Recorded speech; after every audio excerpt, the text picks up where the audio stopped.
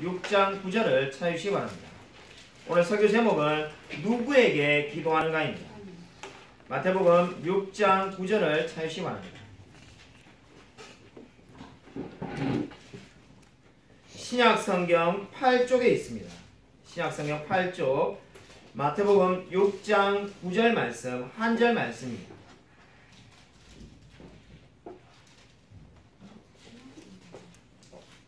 우리 대부분의 성도님들이 이미 우리 주기도문 암송하고 있는 그 말씀입니다.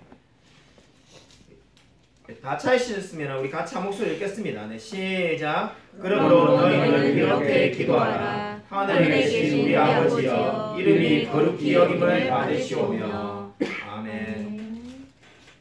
우리 이 상반절 두 절을 우리가 다 읽었습니다만은 오늘 말씀은 하늘에 계신 우리 아버지를 중심으로 말씀을 전하고 다음 주에 그 뒷부분은 다음 주에 말씀을 전하도록 하겠습니다.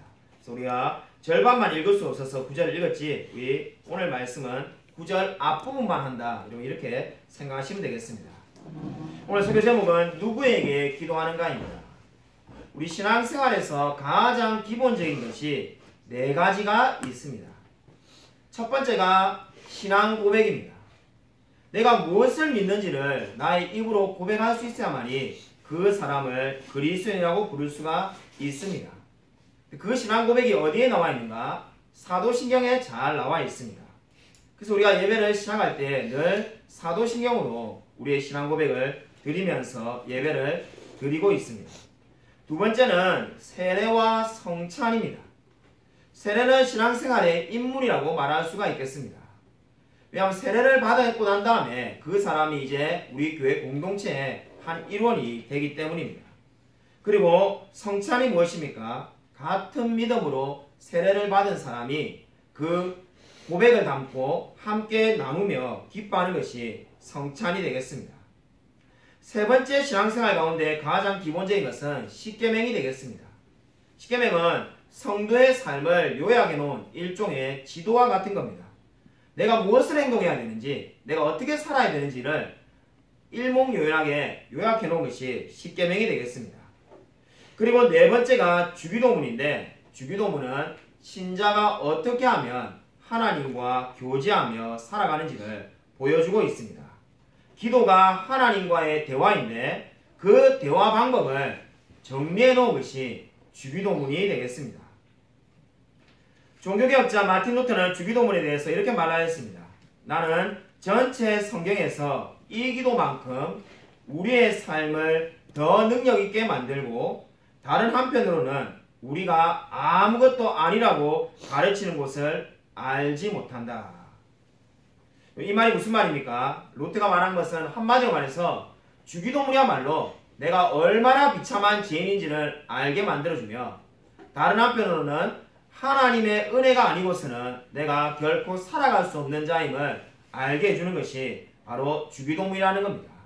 그렇기 때문에 이번 주부터 우리가 주기도문을 이제 살펴보게 됐는데 저와 여러분에게 큰 영적인 유익이 있을 줄로 믿습니다.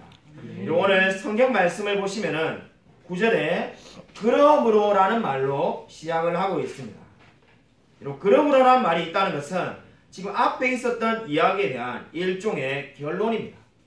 지금 앞에 어떤 이야기가 있었습니까? 예수님과 지금 다른 사람들 간에 기도에 대한 논쟁이 있습니다. 한마디로 말해서 예수님께서 앞선 말씀에서 기도가 잘못된 기도가 무엇인지를 지금 설명을 하고 있었습니다. 마태복음 6장 5절을 보시면은 너희는 기도할 때 외식하는 자와 같이 하지 말라. 이렇게 말씀을 하고 있습니다. 여기서 외식하는 자는 어떠한 사람을 가리키는 겁니까? 우리 요즘 맛집 찾아다니는 게 유행인데 외식한다니까 맛집 찾아다니는 그런 것이 아닙니다. 여기서 외식한다는 것은 얼굴에 가면을 쓰고 살아가는 자라는 원어의 뜻을 가지고 있습니다. 얼굴에 가면을 쓰고 살아가는 자, 이게 뭘 말하는가? 바로 겉과 속이 다르다는 겁니다. 속으로는 전혀 기도할 마음이 없는데 겉으로는 기도하는 척하고 있는 사람, 그러한 사람을 지금 하나님께서 잘못된 기도라고 지금 말씀하고 있습니다. 이렇게 잘못된 기도의 그럼 대표적인 특징이 뭔가? 6장 7절을 보시면은 이방인과 같이 중언부언하는 것이다 라고 성경은 말씀하고 있습니다. 중언부언하지 마라 이렇게 말하는데 중언부언이 무엇입니까? 레인맨이라는 영화가 있었습니다. 보신 분이 많을 건데 그 영화에 보면은 더스틴 호프만이라는 주인공이 나오는데 자폐증 환자로 나옵니다. 그는 자기가 가지고 있는 물건을 뺏겼을 때 어쩔 줄 몰라하면서 계속 중얼중얼 뭐라고 말을 하기 시작합니다. 그래서 어떠한 특정한 말을 계속 반복하는데 그러한 것이 바로 중언부언이 되겠습니다. 별 의미 없이 계속 같은 말을 반복적으로 하는 것이 중언부언입니다. 근데 오늘 여기서 말하는 중언부언은 단순히 말을 반복적으로만 말하는 데 있지 않습니다. 오늘 이 성경 말씀이 중언부언이라고 말하는 것은 공허하고 의미 없는 말을 반복해서 말하는 것을 가리키는 겁니다.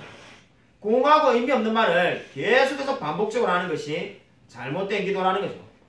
성경에 그 예가 잘 나타나 있는데 찾지 않아도 여러분이 잘 아실 겁니다.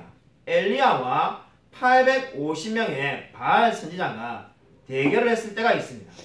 그럼 다 기억하시죠? 그때 어떻게 했습니까? 이 850명의 바알 선지자들은 하루 종일 같은 말을 외치면서 어떻게 했습니까? 자기들이 믿는 바알신을 불렀습니다. 왜 계속해서 그렇게 같은 말을 반복하며 하루 종일 기도문을 외쳤습니까? 그들이 믿는 신은 이미 죽은 신이기 때문입니다. 신이 없기 때문에 그 신을 깨우기 위해서 어떻게 하든지 계속해서 외치고 또 외친 겁니다. 실제로 고대에 이방인들이 믿던 신관에는 그러한 생각이 있었다고 합니다. 우리가 열심히 많이 외쳐야만이 잠자고 있는 신이 깨어날 거다. 그러니까 몸에 자해를 하면서 외치고 또 외쳤던 겁니다. 근데 전도서 10장 14절은 이렇게 말씀합니다. 말을 많이 하는 것은 우매자의 대표이다. 말을 많이 하는 것은 우매자의 대표라는 것이 무엇을 말하냐면은 바로 중언부언하는 기도를 말하는 겁니다. 아무 의미 없이 계속해서 같은 말을 반복하는 기도는 어리석은 자들이 하는 것이다라고 성경은 말씀하고 있습니다. 그러므로 지금 오늘 예수님께서 중언부언하지 말라는 이유가 어디에 있습니까? 우리가 중언부언하면서 기도를 하면은 단순히 말을 많이 하는 정도의 문제가 아니라 우리가 믿고 있는 하나님은 죽은 자의 하나님이 되기 때문입니다. 그렇기 때문에 예수님께서 그렇게 기도하지 말라고 말씀하였습니다. 예수님께서 이렇게 올바르지 못한 기도에 대해서 말씀하시고 난 다음에 그러면 올바른 기도는 무엇인가? 그것이 바로 주기도문으로 지금 그 예를 들고 있습니다. 그래서 이제 우리가 지금 9절을 읽었는데 9절에 주기도문의 시작이 어떻게 되고 있습니까? 우리가 이미 다 알고 있는 것처럼 하늘에 계신 우리 아버지여라고 이제 시작을 하고 있습니다. 오늘 하늘에 계신 우리 아버지의 이 의미에 대해서 오늘 말씀을 전하고자 합니다. 하늘에 계신 우리 아버지여, 왜 이 말을 먼저 시작하고 있습니까? 내가 몸이 안 좋으면 나를 낫게 해소서 이렇게 말하든지 아니면 돈이 필요하면 하나님 돈을 주십시오 이 말이 지금 급하게 나와야 될 것 같은데 하늘에 계신 우리 아버지라는 말을 가장 먼저 해야 하는 이유가 어디에 있습니까? 그 이유는 바로 저와 여러분이 기도의 내용을 말하기에 앞서서 우리가 누구에게 기도하는지를 분명히 알아야 한다는 겁니다. 우리가 그냥 다급해서 기도의 내용을 말하기에 급급한 것이 아니라 저와 여러분은 하나님 앞에 기도하고 있음을 늘 기억하라는 것이 바로 하늘에 계신 우리 아버지의 의미가 되겠습니다. 여러분, 그래서 성경을 보면은 모세가 하나님을 만났을 때 어떠하였습니까? 내가 선 곳은 거룩한 곳이니 내 발에서 신을 벗으라고 말하지 않았습니까? 그 이유는 모세가 선 땅 자체가 거룩하기 때문에 신을 벗으라는 것이 아니라 하나님이 거룩하신 분이라는 것을 네가 인식하고 너는 하나님 앞에 서 있다는 것을 늘 기억하며 나아가라는 뜻이 되겠습니다. 한마디로 말해서 우리가 기도할 때도 발에서 신을 벗은 모세처럼 먼저 하나님 앞에 있음을 늘 기억하라는 것이 하늘에 계신 우리 아버지의 의미가 되겠습니다. 여러분, 저와 여러분이 살고 있는 우리 시대에 아버지라는 이미지가 어떠합니까? 저도 두 딸의 아버지입니다만은 우리 아버지에 대한 우리 사회의 이미지가 그다지 좋지는 않은 것 같습니다. 제가 한번 찾아봤는데 전 세계 138개국의 젊은이를 대상으로 하였다는 한 설문조사 결과가 있습니다. 여기서 우리 오늘날의 아버지들의 위치가 어떠한지를 잘 보여주고 있습니다. 여기 조사는 뭐였냐면은 세상에서 가장 아름다운 단어가 무엇입니까? 라고 질문을 던졌다고 합니다. 이 질문의 1위는 아마 여러분이 충분히 예상할 수 있는 것처럼 엄마였습니다. 그러니까 세상에서 가장 아름다운 단어는 엄마이고 2등이 열정, 3등이 미소, 4위가 사랑이었다고 합니다. 네, 아버지는 몇 등에 있는가? 아버지는 70등에 있었습니다. 그러니까 사람들이 얼마나 아름다운 것에 대해서 이야기할 때 저는 솔직히 이 조사를 보고 제가 참 이게 의아하게 생각한 게 이 정말로 이 70등까지 적었을까 이렇게 생각하다가 이 70등을 적은 게 아니라 1등을 다 골랐는데 그러니까 나온 점수로 보죠. 70번째가 아버지라는 거죠. 그러니까 아버지를 언급한 사람은 극소수에 불과했다는 겁니다. 아마 우리 사회도 아버지에 대해서 부정적인 인식이 강한 것 같습니다. 근데 그와는 반대로 성경은 주기도문에서 아버지라는 말을 가장 먼저 시작하고 있습니다. 여러분 여기서 아버지라는 말이 무엇을 의미할까요? 우리 많이 깊이 고민하는 분들이 별로 없을 것 같습니다. 그냥 아버지 하면은 저절로 떠오르는 이미지가 있으니까 그렇게 생각하고 넘어가기가 쉽습니다. 성경에서 여기서 나오는 아버지라는 말은 두 가지 의미가 있습니다. 첫 번째 이 의미는 당시에 유대인이든지 헬라인이든지 또는 종이나 자유인이든지 간에 그 누구든지 예수님을 주라고 고백하는 사람들은 하나님을 아버지라고 부를 수 있다는 겁니다. 그러니까 그전에는 유대인들만 하나님을 아버지라고 불렀는데 이제는 어떻게 된다는 겁니까? 모든 사람들이 다 하나님을 아버지라고 부를 수 있다는 겁니다. 그리고 두 번째 의미는 첫 번째 의미보다 더 중요합니다. 아버지라고 부를 수 있다는 것은 무엇을 의미하냐면은 하나님과 우리의 관계가 친밀하다는 겁니다. 하나님은 저 멀리 하늘에 계셔가지고 두렵고 무서운 존재로만 있는 것이 아니라 너무나 우리와 친밀하며 가까운 존재로 계시다는 것이 이 아버지라는 말의 의미가 되겠습니다. 그래서 이 아버지라는 말은 원래 어린아이가 아빠라고 부를 때 사용하던 단어였습니다. 그래서 로마서를 보면 어떻게 되어 있습니까? 아바 아버지, 아빠 아버지라는 말이 있지 않습니까? 바로 그와 마찬가지입니다. 한마디로 친밀하며 하나님이 우리와 함께 하시다는 것이 이 말의 의미입니다. 이러한 것을 우리 신학적으로는 양자됨이라고 이야기를 합니다. 저와 여러분이 제 노예로 있었는데 이제는 어떻게 되었다는 겁니까? 하나님의 자녀로 양자되었다는 것이 오늘 성경이 저와 여러분에게 알려주는 바입니다. 그러므로 저와 여러분이 기도할 때마다 하늘에 계신 우리 아버지라고 기도하면 어떻게 되는 겁니까? 내가 하나님의 자녀가 되었구나. 나는 이제 양자로 하나님께 입양되었구나. 나는 더 이상 제 노예가 아니구나라는 것을 늘 기억하며 기도하기를 바라는 겁니다. 여러분 하나님의 양자가 된 것이 얼마나 큰 능력이 있는지 알고 있습니까? 여기에 이 양자되었다는 것이 놀라운 축복입니다. 제가 한번 비유로 예를 이렇게 들어보고자 합니다. 오래전에 나온 배너라는 영화를 여러분 다들 보셨을 겁니다. 이 배너가 붙잡혀가지고 노예선을 타죠. 이 전투 중에 늘 노를 젓는 일을 이제 배너가 하게 됩니다. 근데 마지막에 이 배가 파선이 됩니다. 그러자 총사령관하고 배너가 같이 있었는데 총사령관이 이제 배가 파손되니까 전쟁에서 졌구나. 그래서 자살을 하려고 합니다. 자살하려는 이 총사령관을 배너가 말려가지고 총사령관이 자살을 못하게 됩니다. 근데 시간이 지나가지고 알고 보니까 어떻게 됩니까? 자기 배가 부셔졌으니까 전쟁에서 진 줄 알았는데 알고 보니까 전쟁에서 이겼습니다.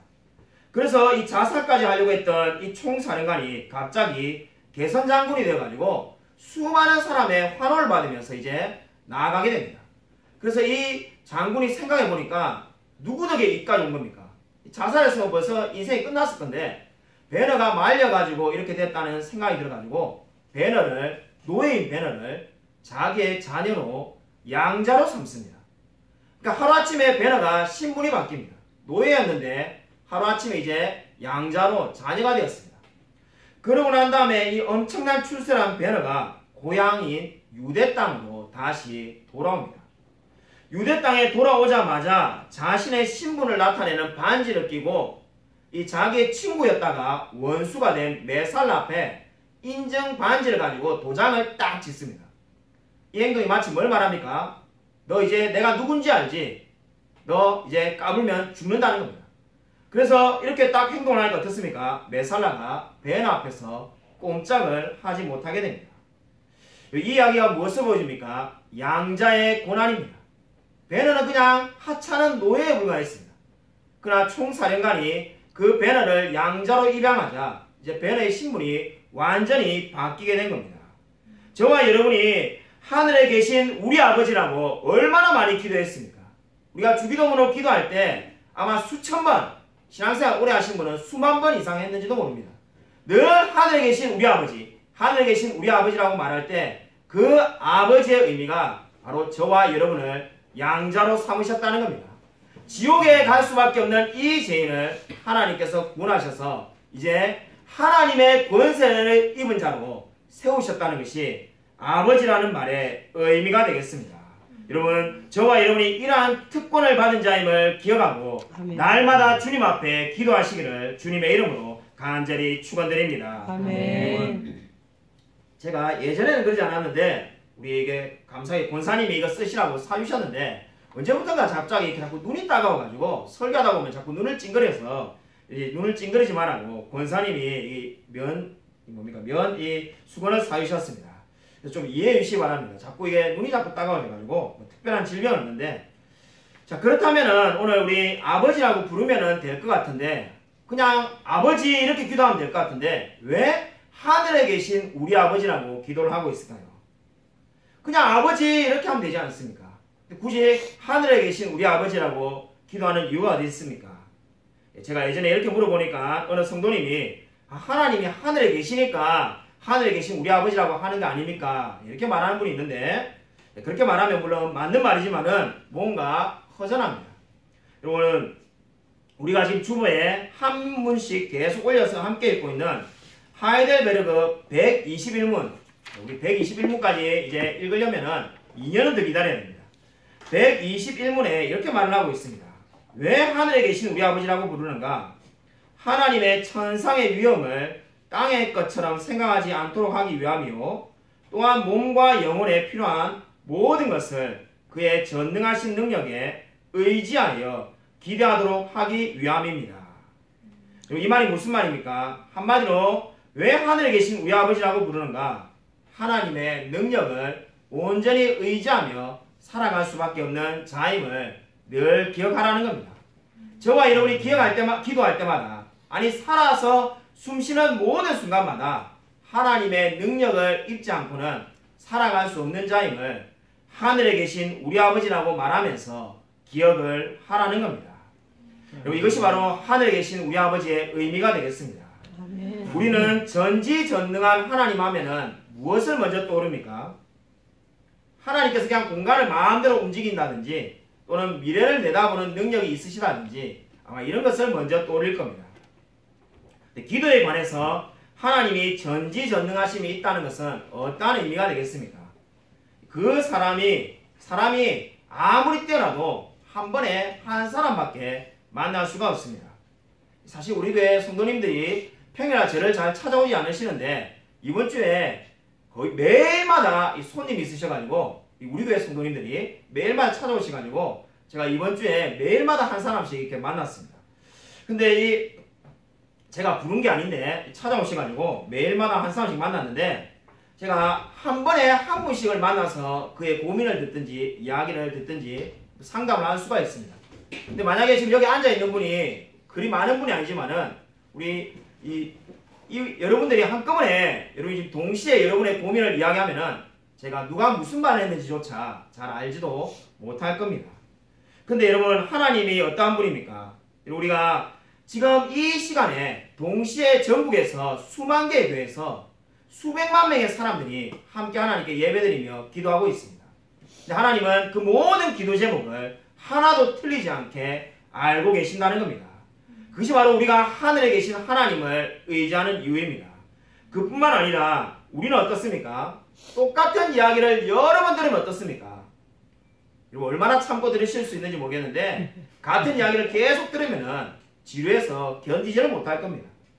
제 기억에 똑같은 설교를 제일 많이 하신 분은 우리 CCC맨들은 잘 아실 겁니다. 돌아가신 CCC의 김준곤 목사님이 그저 똑같은 설교를 100번 이상 하신 걸로 정말로 유명합니다. 그 명설교가 있습니다.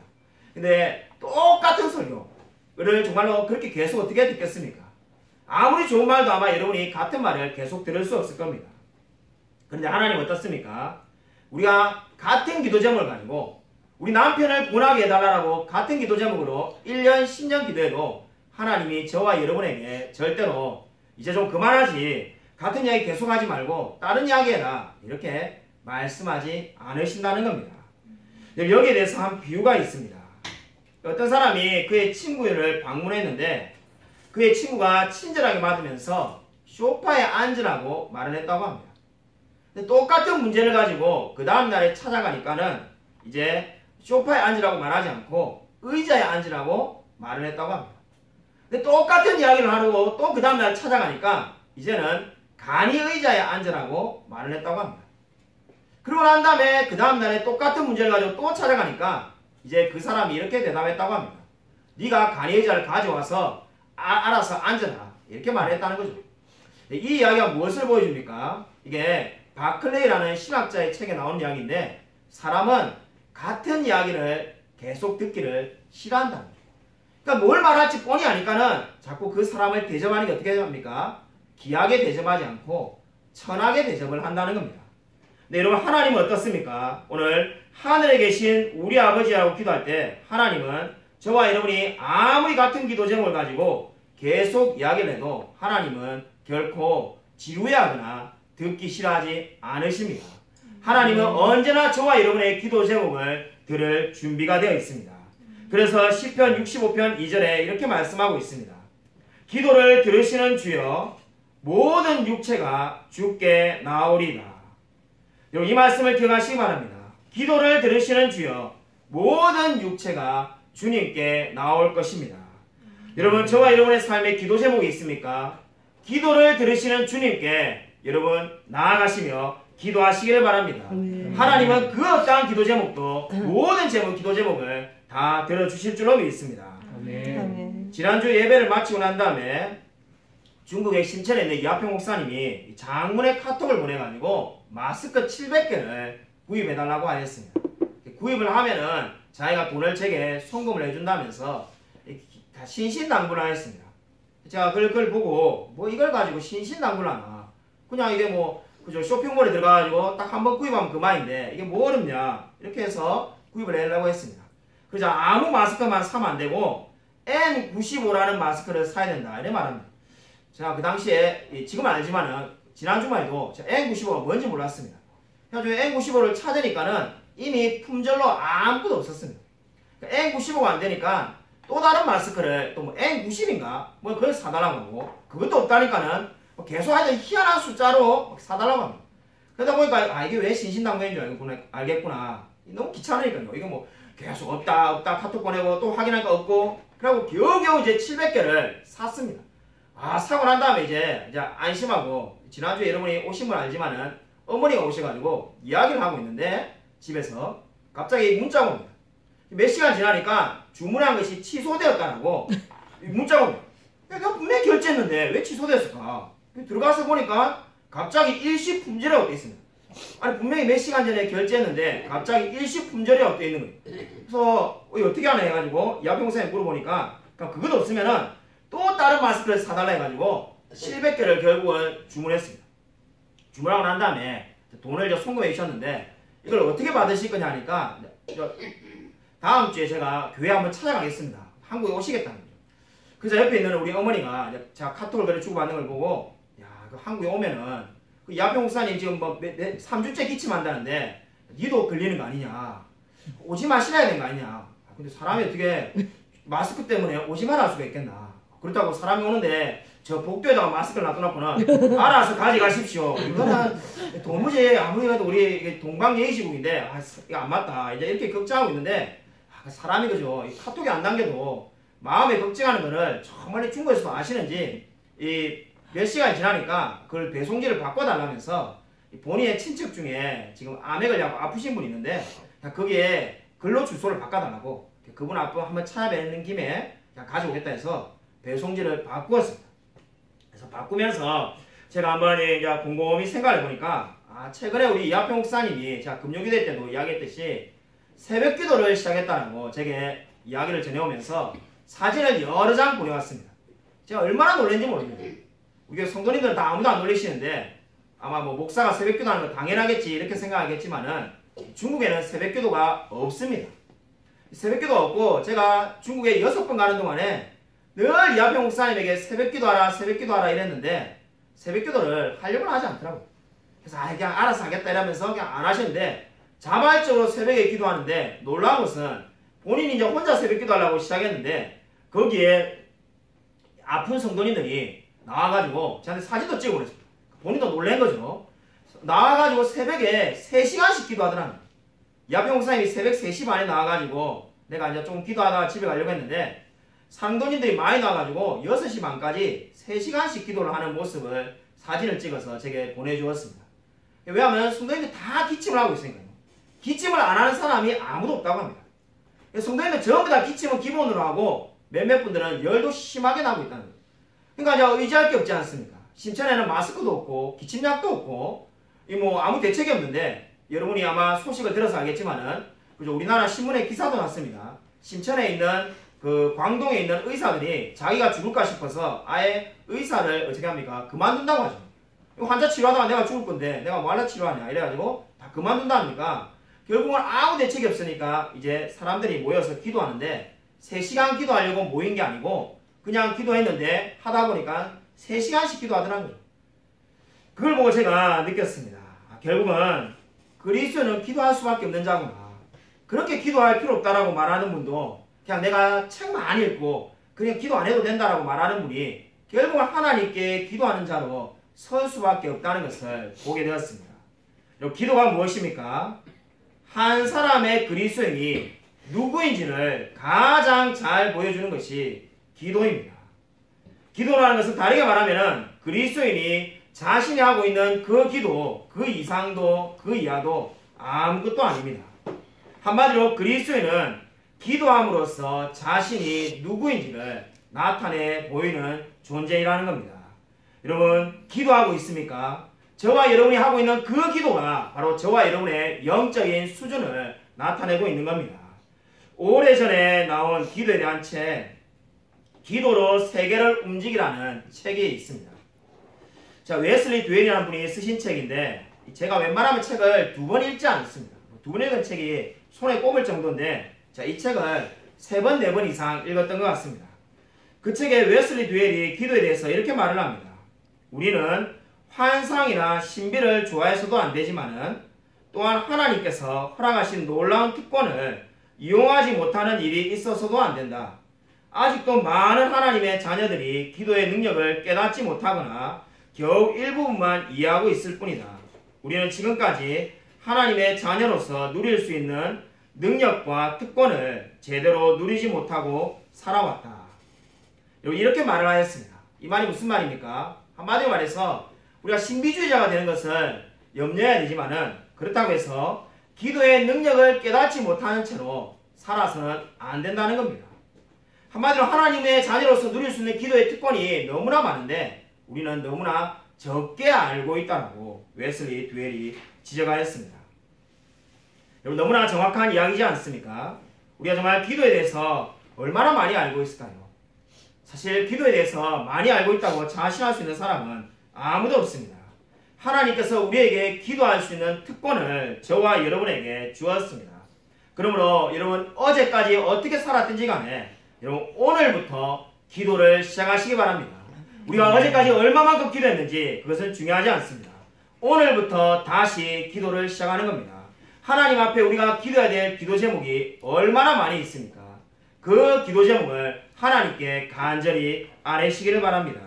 여러분 제 카톡방에 보면은 대문 사진에 제 둘째 딸이 손을 모으고 기도하는 사진이 있습니다. 네, 정확하게 말하면 기도하다가 잠이 들었어요. 잠이 들고 난 다음에 제가 찍은 사진이 있습니다. 그걸 카톡방에 몇 년 동안 계속 그대로 놔뒀는데 그 사진을 언제 찍었냐면은 우리 둘째 딸 예림이가 6살 때 우리가 개척을 했습니다. 그때 그 수협에 찍은 사진 때 등록교인이 우리 반주자 이재일 집사님밖에 없었는데 우리 이재일 집사님이 제가 뭐 수협에 나오라고 말도 안 했는데 그 당시에 먼저 안타까워가지고 목사님 제가 수협에 못 나옵니다. 멀어서 못 나옵니다. 수협에는 어떻게 하실 거예요? 생각을 해보니까 교인이 본인밖에 없는데 그죠? 수협에는 누구랑 드리는가? 우리 가족끼리 드리면 된다. 이래가지고 첫 수협회를 드린 거죠. 드리는데 우리 예림이가 보니까는 이제 자기가 맨 앞에 앉아야 될 것 같아서 맨 앞에 앉아가지고 그 당시에 뭐 사람이 없지만 우리끼리 막 통성기도 했습니다. 그러니까 애가 막 손을 잡고 이렇게 기도를 하다가 지치니까 잠이 든 거죠. 근데 이제 예배가 다 끝나고 난 다음에 제가 딱 보니까는 예림이가 손을 잡고 이렇게 잠이 이렇게 든 모습을 보고 하도 이제 기특해서 제가 이게 사진을 찍어 놓은 게 제 카톡방에 대문 사진입니다. 제가 이번에 주기도문에 대해서 말씀을 준비하면서 그 사진을 우연히 한번 다시 보게 되었습니다.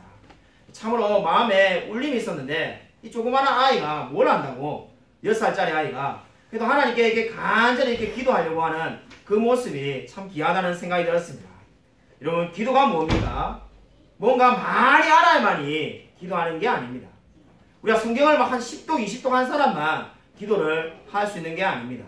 그냥 저와 여러분이 하나님께 아뢰고 싶은 것을 하나님과 대화하며 나아가는 것이 기도가 되겠습니다.